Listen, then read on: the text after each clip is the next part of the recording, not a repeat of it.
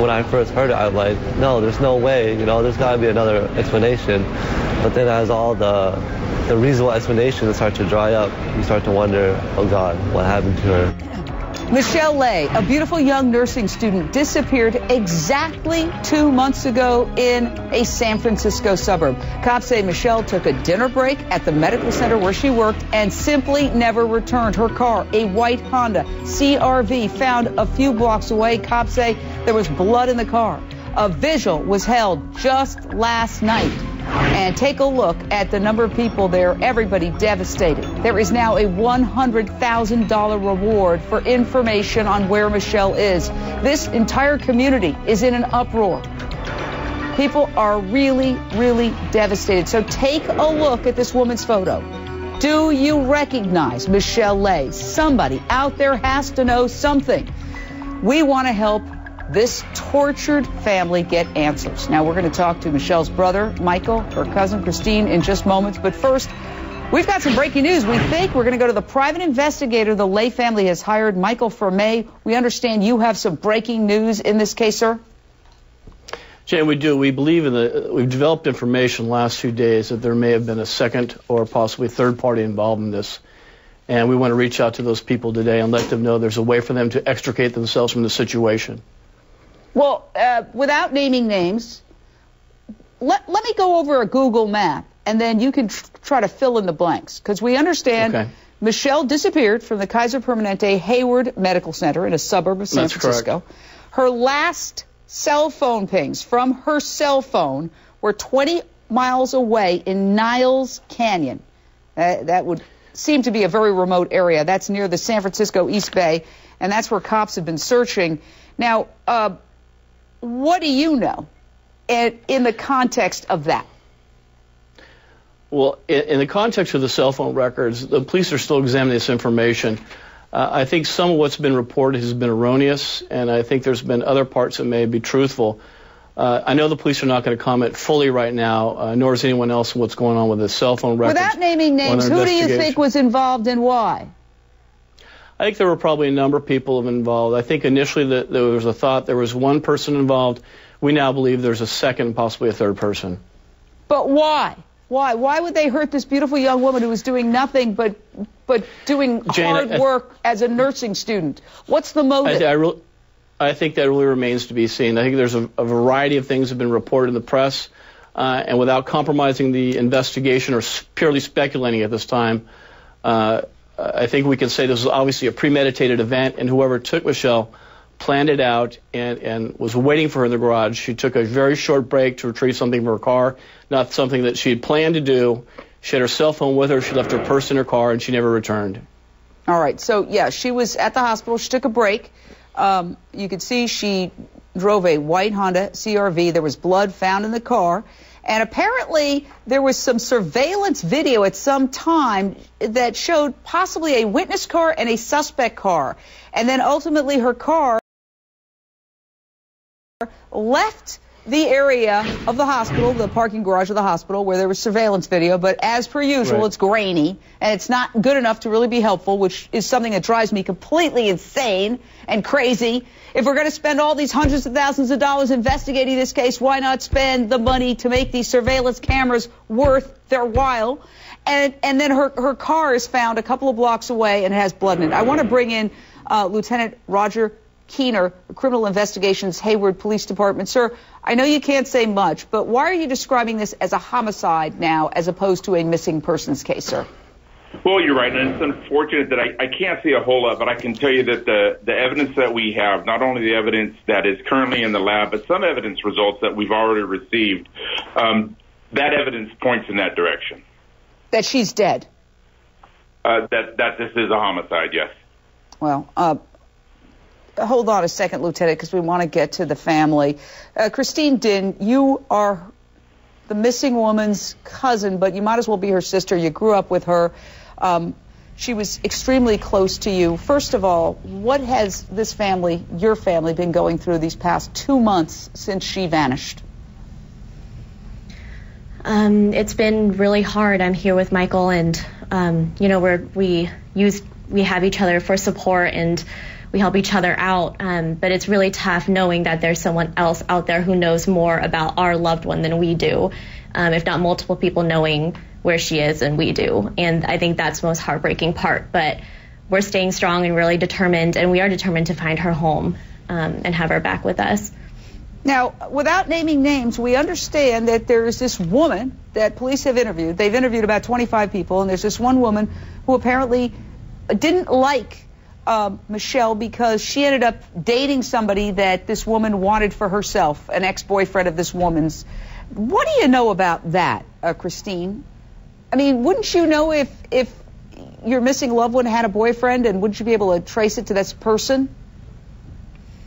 I mean, as far as I know that she had a lot of friends. I don't believe that she was dating anyone at the time. And, you know, it's sad because she is such a sweet, beautiful person that she was wrapped up in this almost gossip circle.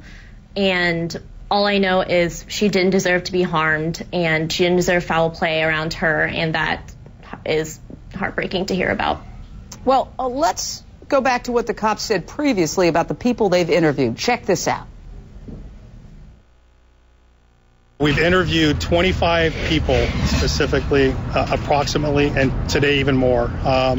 Every day the list grows. With that, there are people that are of interest to us. So I got to go back to Lieutenant Roger Keener. There is this woman that you've talked to, and we understand that we're not naming her, but the reports are that she did not like Michele because she felt in some way, shape, or form that Michele, who's a very beautiful young lady, obviously, had taken the man that she was interested in. What can you tell us? Is this a person of interest, this unnamed woman? In fact, it is. And she's been a person of interest from the beginning. We have been able to eliminate people of interest as we've gone on in our investigation. And, of course, that's part of our goal, to either confirm that they had anything to do with it or confirm they had nothing to do with it. And we have been able to eliminate people as the investigation has progressed. And this person of interest is not one that has been eliminated yet. Now, what about the boyfriend? If she was upset about a man, what about that man? Well, what's your question? Do we believe he has involvement in Michele's disappearance? Yes. No. We've spoken to him extensively, and based on, not only his testimony, but testimony of others relative to his character, we don't believe he's involved in Michele's disappearance. So there's this guy who is not involved, but there's this woman who may be harboring a resentment against Michele. And so now I'm piecing it together where the private eye is saying that there could have been more than one person involved. So what I'm hearing is maybe this unnamed person solicited help from somebody else or paid somebody else to do something to this beautiful young woman. So as we sit on that and think about that for a second, we're going to be back and analyze this case and try to solve that mystery in a moment. More. But first, Casey hit with an 80. Protected me ever since our mom passed away, maybe like 10 years ago when I was 11. She really became like a mother figure to me, and almost overprotective because I'm 23, but she still tries to take care of me as best as she can. What happened to 26-year-old nursing student Michele Lay? She went out for a break, went to the parking lot, and was never seen again. It's been 2 months, and tonight we are trying to help. We have her brother, Michael Lay, with us. And Michael, I know this has just been a nightmare for you. I can see that you're hiding back your saddest emotions and trying to be brave. But what would you say to the person that took your sister? I would say, please give her back, because they don't know how hard it's been on the family. We barely eat, we barely sleep. All of our day and our thoughts are just to bring her home. And so if the person or persons involved have any compassion in their heart, please, lead us to Michele. I don't wish any harm or ill will to anyone. Just lead us to her, and that's all I want. Well, well put. I want to bring in Stacey Honowitz, a Florida prosecutor. Connecting the dots here, Stacey, what are you hearing? Well, certainly you never can rule anything out, but if there is some kind of motive for this girl who harbored some bad feelings against her, certainly that's a huge lead for the police to go down. And especially if you have somebody coming on right now saying that they believe there's more than one person involved, and they're trying to connect to see if this one girl, brought in other individuals to do something. I mean, certainly you have to believe that it is something sinister, because it's out of the ordinary for her not to check in, not to call anybody. She just left for a break and there's blood in the car. So you kind of have to put two and two together and figure she didn't run away. I mean, there's something nefarious that went on here. But you have to really speak to everybody. You can't rule anybody out and can't rule anybody in at this point. You have to keep interviewing, following the leads, and seeing if any more tips come in. Let me ask you this. If somebody's watching who's involved with this, if they turn themselves in, let's say they were hired by this unnamed individual who's upset with her. If they were involved somehow, or they helped her out because whatever, they decided to get involved, if they come forward, do they get a lesser penalty than if they stay out? Oh, well, listen, Jane, every case is different and every prosecutor handles that differently. You really have to see what evidence is brought forward, how much they bring in, and then you make that decision. So it'd be a very difficult thing for me to say right now they definitely would get a less penalty. You'd have to see where this information leads you and how involved that individual was. But well, for the I'm trying to encourage certainly, them. Well, certainly, of course. The bottom line is, if you have information and you've been involved and you're afraid to come forward, certainly that's something a prosecutor and the police would look to, that you are helping to solve this investigation. So I just urge that if somebody does have information, don't be afraid to come forward, because certainly, you're providing and cooperating certainly would probably benefit you in the long run. It's better to go to the cops than hear them knocking on your door in the middle of the night with flashlights and guns drawn. Michael Fermay, first of all, why did the Lay family hire a private investigator when police are working on this? You're the private investigator they hired. Just for the reason that Stacey was talking about, if someone for some reason does not want to talk to the police, they can call us. They go to Michelle's website, michelelaymissing.com, and they'll find our information. If they are somehow criminally complicit, if they are somehow involved in this by a nature that they did not plan or premeditate, I think there's a very good chance that a prosecutor or the police would have some type of compassion or ask for some degree of leniency if they come forward before they're arrested. So they can call me, they can go to a lawyer, have a lawyer call me. We will pay their legal fees. We will get them to a prosecutor anonymously if they wish, and try and cut some type of a deal where they can come forward and help us find Michelle now. And again, not wait till the police come and knock on your door, because when that happens, it's way too late. You'll spend the rest of your natural life in prison over a case like this. Don't wait for it to happen. I hear your plea, but let me ask you this. Now, my understanding is that there is surveillance video of her car in the parking garage of this hospital where she worked, and that there are two other cars in the vicinity, and that they're described as a possible witness car and a suspect car.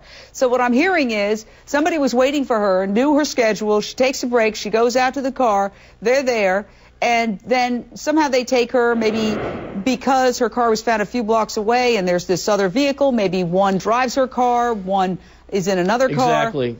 Okay, so tell me more.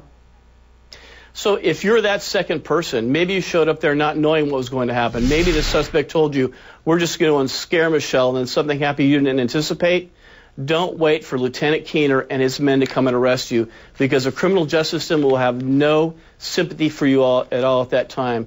If you call us now, if you don't have a degree of comfort and call the police, Christine, call us now. You are Michelle Lay's cousin, but you might as well be her sister. You grew up with her. Tell us about Michelle.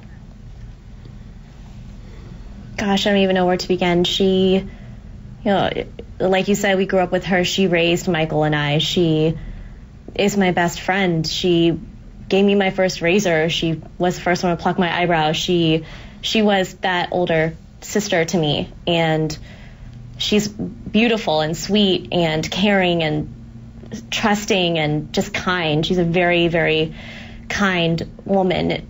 I was talking to my friend the other day, and I said, if I could trade my life for hers, I would do that, because she is needed here.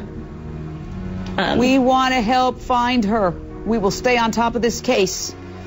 Thank you.